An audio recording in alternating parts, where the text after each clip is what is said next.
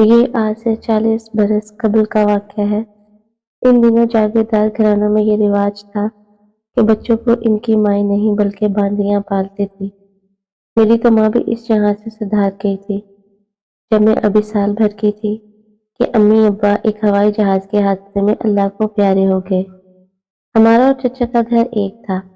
بابا اور چچا کوئی معمولی لوگ نہ تھے، یہ بہت امیر کبیر اور اپنے علاقے کے جاگیردار تھے۔ مجھے دائی بخت بی بی کی گود میں دے دیا گیا جس نے مجھے ماں کا پیار دیا۔ میں انہیں کو شروع سے اپنی ماں سمجھتی تھی۔ ان کا گھرانہ صدیوں سے ہمارے چچا کے پاس خدمت گزار تھا۔ ان کو چچا کی حویلی کے اندر ہی ایک سرونٹ کوارٹر ملا ہوا تھا جس میں ان کا سارا کنبہ رہتا تھا، اور یہ سبھی ہمارے چچا کی حویلی میں ہر طرح کی خدمتیں بجا لاتے تھے۔ اماں بختوں کی ایک بیٹی تھی جس کا نام عزت بی بی تھا۔ عزت جب اس دنیا میں آئی تو بدنصیبی بھی ساتھ لائی، کیونکہ وہ ایک باندی کی اولاد تھی۔ اسی لیے پیدا ہوتے ہی غلامی کا تو خود بخود اس کے گلے کی زینت بن گیا۔ بڑی ہو کر اسے بھی حویلی کے مکینوں کی جی حضوری اور خدمت گزاری کرنا تھی۔ اس کی اپنی کوئی زندگی نہ تھی۔ یہی وجہ تھی کہ جب وہ پیدا ہوئی ماں باپ بھی روئے۔ جن دنوں عزت پیدا ہوئی میں 1.5 برس کی تھی اور اس معصوم کی ماں کی گود میں پروان چڑھی تھی۔ میں تو اس کے پیدا ہونے پر بہت خوش تھی۔ یہ ننھی منی گڑیا مجھے اپنی جانب کھینچتی تھی، مگر اس کے ماں باپ اس کی پیدائش پر خوش نہیں تھے۔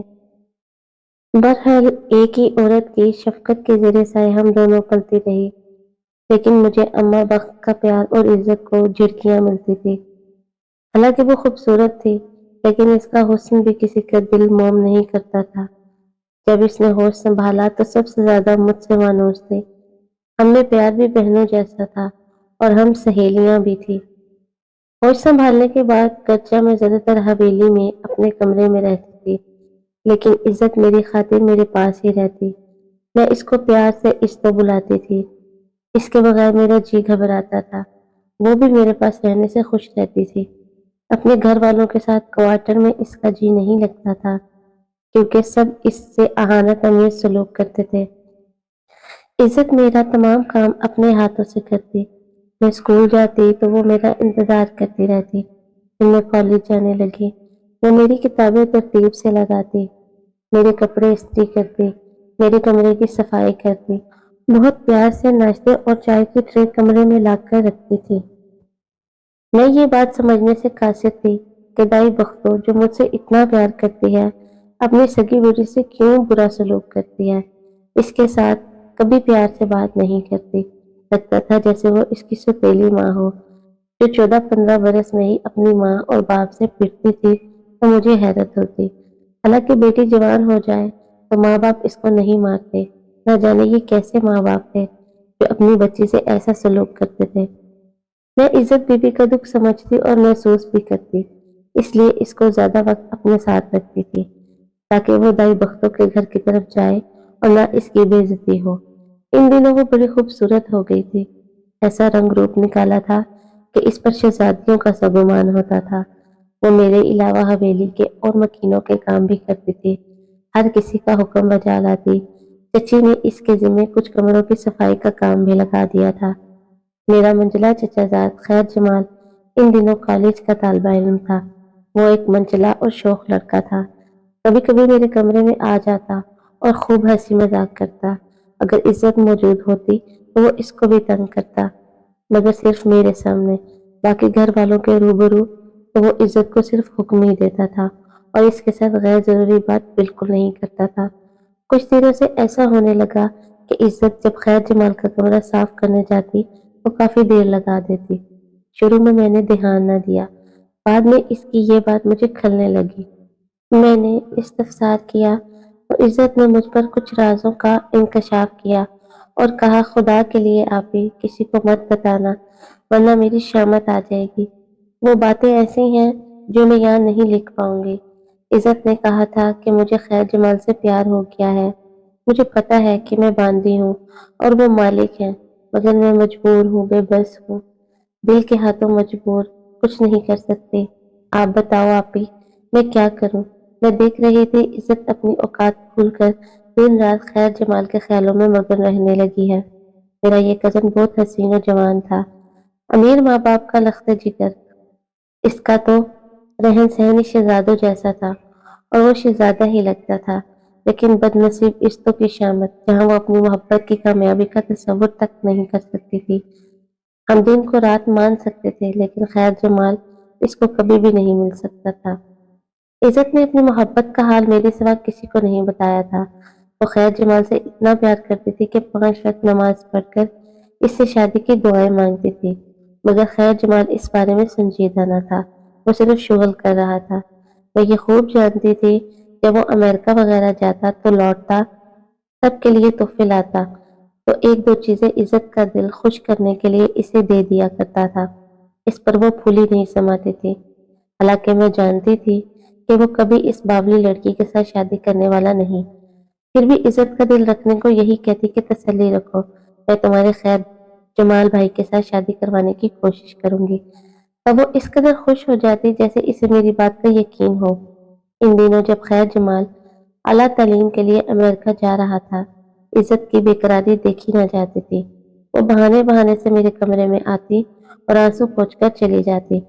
1-2 بار تو میرا بھی جی چاہا کہ خیر جمال کو پکڑ لاؤں اور عزت کو اس کے ساتھ بٹھا دوں۔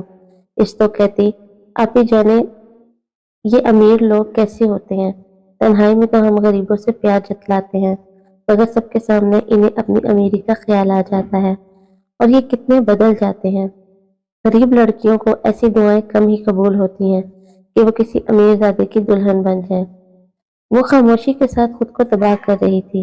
اسے محبت کی خاطر اس نے بڑی منتیں مانی ہوئی تھی، لیکن میں جانتی تھی کہ اس کا کچھ نہیں بنے گا۔ امریکہ میں 3 سال لگا کر خیر جمال لوٹ رہا تھا اور میرے چچا بہت خوش تھے کیونکہ اب وہ اپنے بیٹے کی شادی کا ارادہ کر چکے تھے۔ ادھر عزت کی خوشی کا کوئی ٹھکانہ نہ تھا کہ وہ 3 برس بعد خیر جمال کو دیکھنے والی تھی، مگر اس کی یہ خوشی 2 دن کی ہی رہی کیونکہ خیر جمال کے آنے کے دوسرے دن ہی چچا نے اس کی منگنی کا اعلان کر دیا۔ یہ اعلان ہمارے لیے تو غیر متوقع نہیں تھا، لیکن میرے کزن کی شادی تایا کی بیٹی شہر بانو سے ہو رہی تھی۔ ظاہر ہے کہ جاگیردار کے بیٹے کی شادی جاگیردار کی بیٹی سے ہی ہونی تھی، تاہم عزت کو اس خبر سے دھچکا لگا۔ میں اس کی معصومیت سے شاکی نہ تھی، چاہتی تھی کہ وہ خوش رہے، لیکن حقیقتوں کو تسلیم کرنے کا حوصلہ بھی پیدا کرنا ہوتا ہے، جو اس لڑکی میں نہیں تھا۔ انہی دنوں میری چچی نے عزت کی نسبت اپنے ڈرائیور کے بیٹے مراد سے ٹھہرا دی۔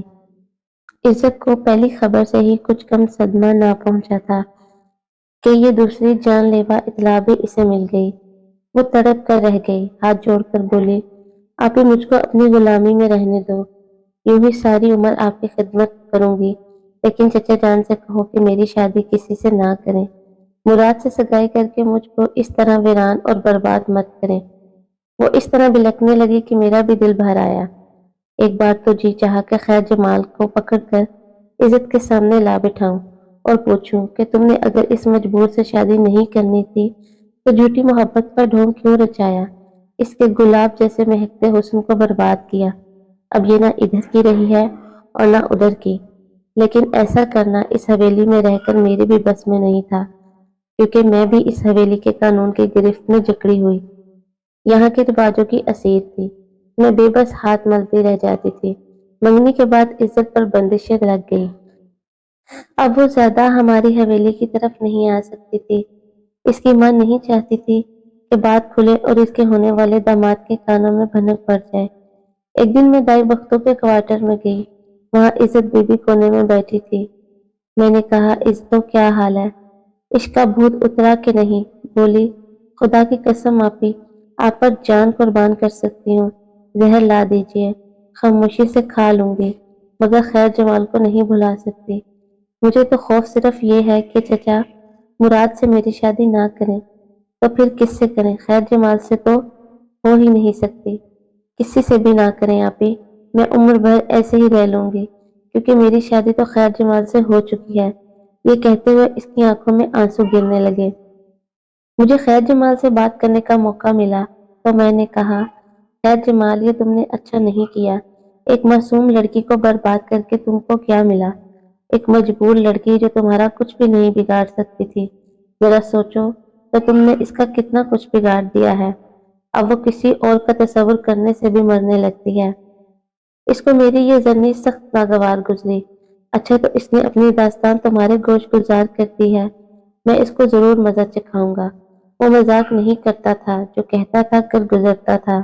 اس نے ایک نوکرانی کی چھوٹی بچی کو اس کے پاس بھیجا اور کہا کہ خیر جمال نے یہ بھیجا ہے اور کہا ہے کہ یہ محبت کا تحفہ ہے، اسے کھا لو۔ اس بے وقوف لڑکی نے اس پڑیا کو گھول کر اس میں جو بھی سفوف تھا پھانک لیا۔ دیکھتے دیکھتے اس کی حالت خراب ہو گئی۔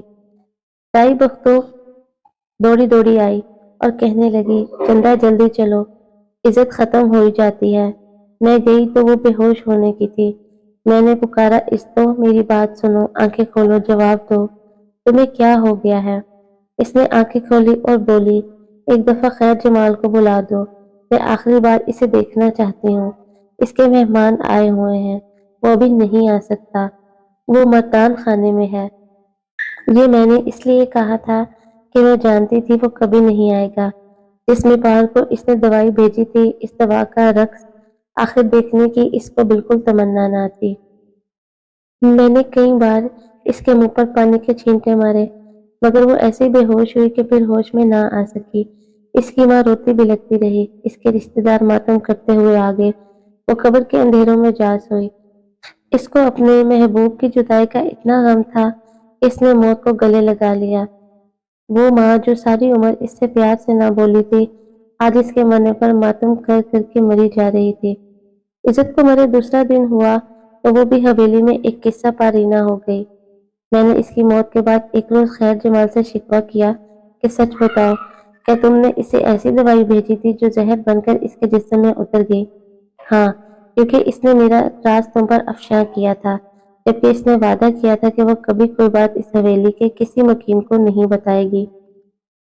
یہ اس کے حکم عداولی کی سزا ہے۔ اف خیر جمال، تم اتنے سنگ دل ہو، میں سوچ بھی نہیں سکتی تھی۔ صرف اپنی انا کی تسکین کی خاطر تم نے ایک جان ختم کر دی۔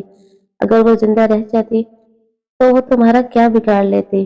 اس دن سے مجھے اپنے کزن سے نفرت ہو گئی۔